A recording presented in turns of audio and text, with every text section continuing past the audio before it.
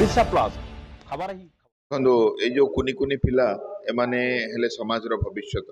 ଆଜି ବିଦ୍ୟା ବିକାଶ ସମିତି ଯାହାକି 22 ବର୍ଷ ପୂର୍ବରୁ ଆରମ୍ଭ ହୋଇଥିଲା, ଆଜି ଆପଣ 22 ବର୍ଷର ଫଳ ଦେଖୁଛନ୍ତି। ବିଦ୍ୟା ବିକାଶ ସମିତି ଏତେ ଛାତ୍ରଛାତ୍ରୀଙ୍କୁ ଗାଇଡ୍ କରୁଛି, ଟ୍ରେନିଂ ଦଉଛି। ଆରମ୍ଭରୁ ମୁଁ ତା ସହିତ ଜଡ଼ିତ ଅଛି। ଆମେ କମ୍ପ୍ୟୁଟର ଏଜୁକେସନ୍ ଠୁ ଆରମ୍ଭ କରି ଡିଜିଟାଲ ଏଜୁକେସନ୍, ଲାଇଫଷ୍ଟାଇଲ ଠୁ ଆରମ୍ଭ କରି ଆମର ଫର୍ମାଲ ଏଜୁକେସନ୍ ସବୁରେ ପିଲାମାନଙ୍କୁ ଏକ୍ସପର୍ଟ କରୁ। ଆଉ जो परिवार रे संबल न थाए बहुत बड़ स्कूल रे हजार हजार टका खर्च करके पढ़ाई पारे से पर्सनाली जत्न निया थाए। बहुत कम पैसा रे चरित्र गठन, स्वास्थ्य और पाठ पढ़ार जत्न निया थाए।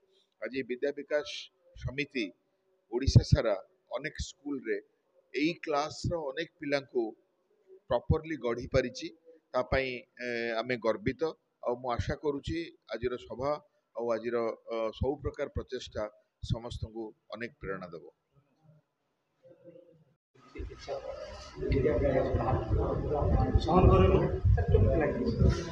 आज दिन एक्चुअली जो विद्या विकास समिति जो संबोधन कले मतलब खुशी किंतु माने जहाँ मैंने मुझे जानी के माने के पारी कि मुझे चेष्टा चलती चिकित्सा मैंने मोर चिकित्सा क्षेत्र हो जिते पुओ मैंने गरीब जिते सब रोगी सब आसत मुझे पारिपरिक सेवा कर चेष्टा मुक्त करने तापर आमर मोर भी निजर स्कूल अच्छे आम से जो गरीब लोक मैंने मेधावी गरीब लोक मैंने पे पाठ पढ़ाऊँ।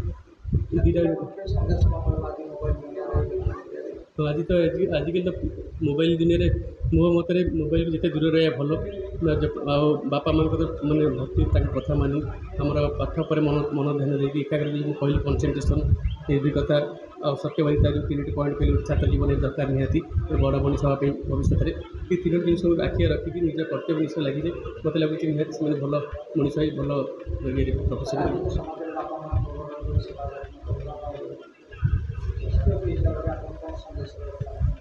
मत तो आसल कि न्यूज को शुणे बापा माँ सब मैंने अवहेला कर पिला पी मैंने यहाँ तो आज मैंने ग्रहण नुहे कारण से तुमको मैंने पृष्ठ आड़े तुमको मार्गदर्शन देखी तुम प्रतिष्ठा कर अवदान अतुलनीय।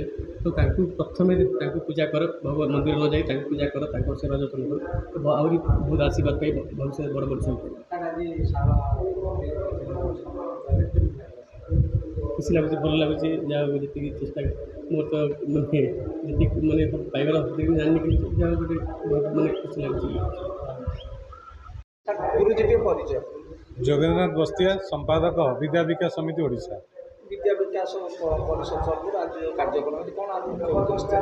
विद्या विकास समितिर यही कार्यक्रम प्रति वर्ष एप्रिल 1 यही उत्कल दिवस परिप्रेक्षी आम कर सारा ओडिशा रु आमर जिते सब विद्यालय अच्छी सब विद्यालय पिला माने यही कार्यक्रम में अंशग्रहण करती विभिन्न प्रतियोगिता आज हुए किंतु आमर ए वर्ष टी पिला कमी जाइए जेहेतु खरा टी किंतु आम विद्या विकास समितिर वर्ष तमाम विभिन्न कार्यक्रम हुए नाच खेल गीत एवं माने पिला मानक भितर जो अंतर्निहित शक्ति थाए सेगुड़ी को उन्मोचन करने विद्या विकास समिति सब चेष्टा करे एवं पिला मानक किभली संस्कारित करिवो पिला मानक किभली भल दिगरे नब से विद्या विकास समिति चेष्टारत। कटक सहर ओडिशार कोण अनुकोण विद्या विकास समिति परिचालित शिक्षा अनुष्ठान गुड़िक अग्रगति अच्छी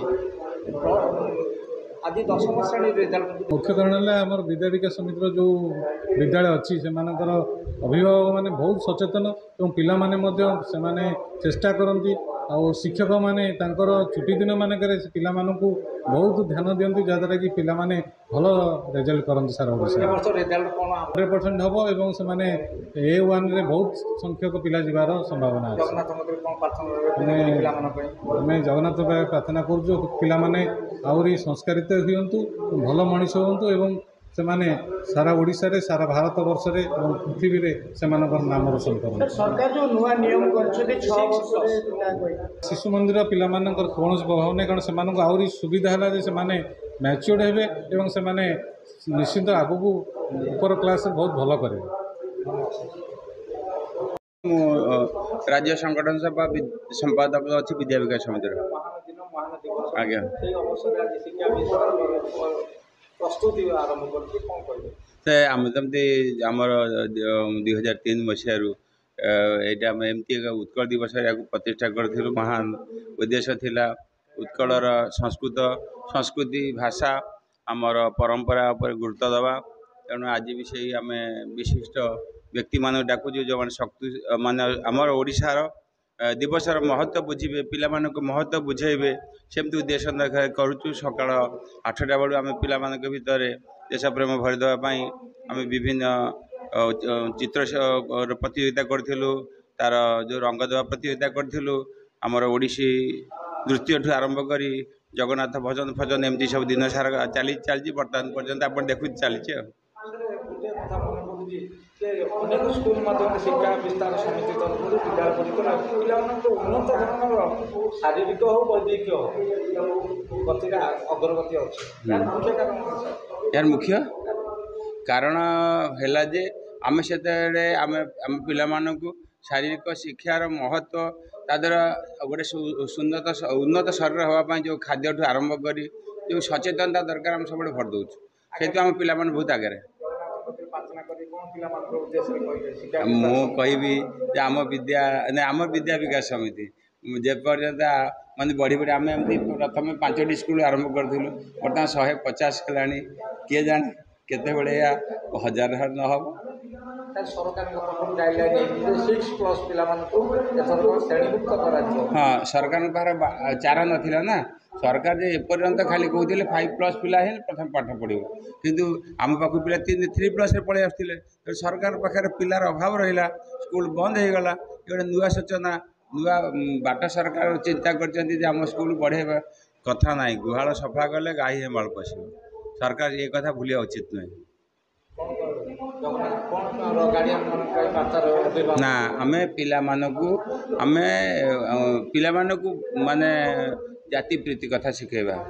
ଆମ ସେମିତିଆ ଭାବନା ଆସିବା ଦରକାର। ଆମେ ଆଜି ସକାଳୁ ଏପର୍ଯ୍ୟନ୍ତ ଯେଉଁମାନେ ଖଟୁଛୁ, ଆମେ କେହି ରୋଜଗାର ଉଦ୍ଦେଶ୍ୟ ନାହିଁ, ପିଲାଙ୍କ ପାଇଁ ସମୟ କରୁଛୁ। 1903 ମସିହାରେ ଯଦି ମଧୁବାବୁଙ୍କର ସେଇଆ ଥିଲା, ମାନେ ଉତ୍କଳ ଦିବସର ମହତ୍ତ୍ୱ କଥା କହୁଥିଲେ, ଜାତି ପ୍ରୀତି କଥା କହୁଥିଲେ, ଆମେ ସେଇ କଥାଟା ଏବେ ବି ଆମେ ସବୁବେଳେ ପିଲାମାନଙ୍କୁ କହୁଛୁ। ଜାତିର ଉନ୍ନତି ସେ କାମ କରିବ, ସ୍ୱାର୍ଥ ବ୍ୟସ୍ତତାର ମନ, ଶାଗୁଣା ବିଲିଆ ଚିକିତ୍ସକ ହେଲେ ଭଗି ପାଇବ ପ୍ରାଣ। ସେ କଥା ଆମ ମଧ୍ୟରେ ସବୁବେଳେ ଗୁଞ୍ଜରିତ ହୁଏ। ଆମେ ସେଇ ଚିନ୍ତାଧାରା ସବୁ ଉଦ୍ବୁଦ୍ଧ।